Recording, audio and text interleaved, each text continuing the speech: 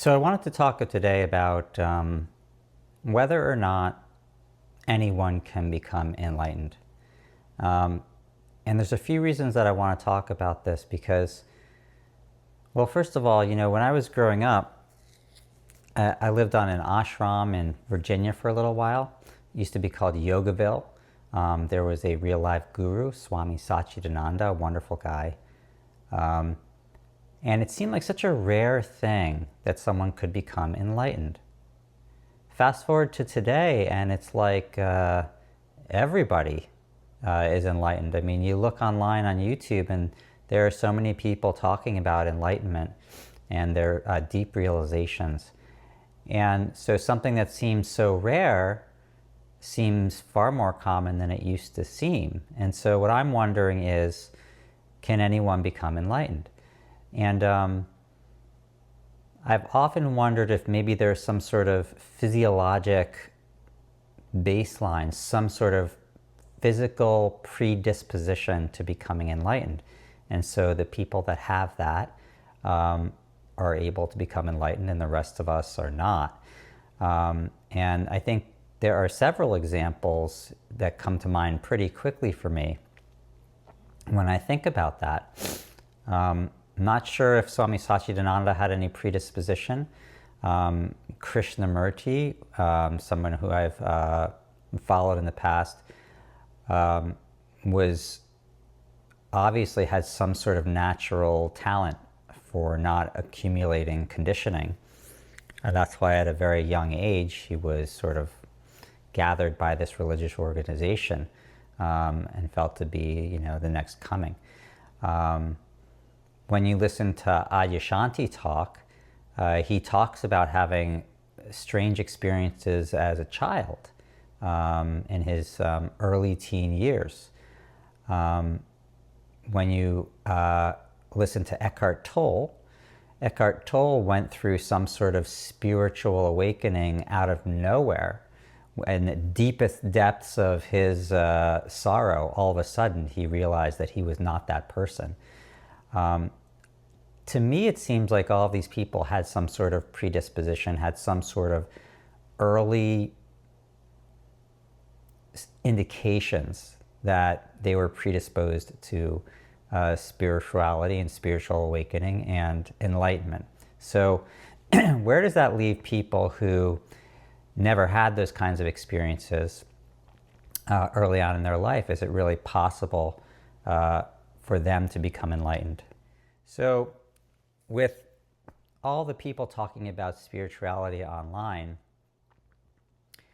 it gives me a great deal of caution as to who I'm listening to and if what they're saying is true or false. And I think that we're going through this period where there's this, what I would call a democratization of spirituality.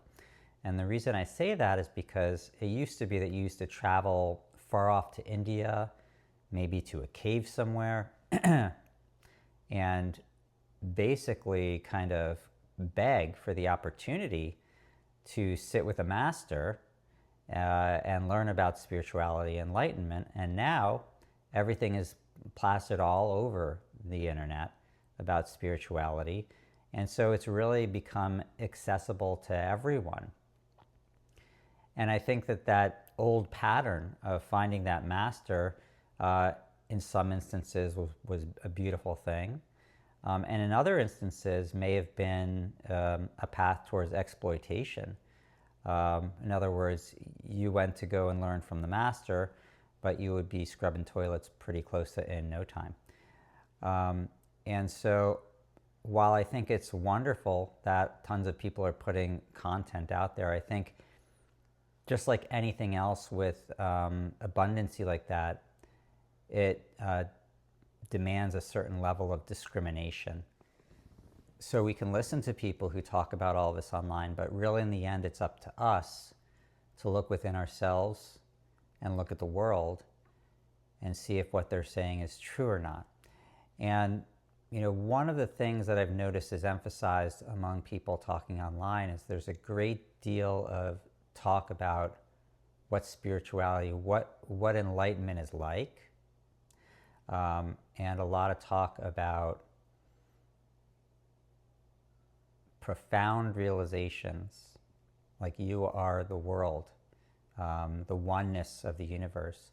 And I have to say, for me personally, I mean, those are beautiful thoughts, but for me, unless I'm experiencing them directly, they really don't hold a lot of weight for me. And so for me, the people that I find most interesting online are the people who are really willing to sort of explore self-inquiry and spirituality, and not just state truths for me that I've heard 100 times that may or may not hold any weight for me because I have not realized them myself.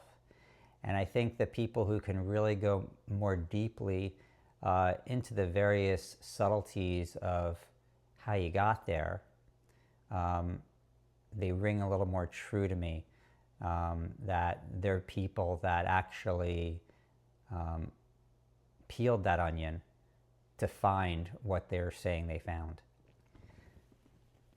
So to get back to the question of can we all become enlightened, I mean, I guess the answer to that question is how will we know? How will you know? How will I know? I could say, yeah, anybody can become enlightened. That doesn't really do a lot for you. The bottom line is that each one of us needs to find out for ourselves if it's possible to end all of the misery inside and come to a place where we're at peace and we can come to these grand realizations. One thing that I will say is that although I do wonder about the physicality of some of these people being predisposed to things, a lot of them do talk about a process that they had gone through, even people like Adyashanti, processes that they had gone through with regards to self-realization and self-inquiry, and taking years to go through these processes, even with any kind of predisposition.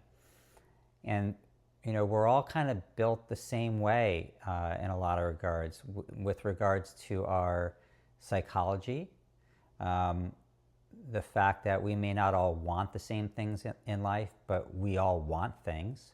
The fact that we're sad about different things in our lives, but we're all sad.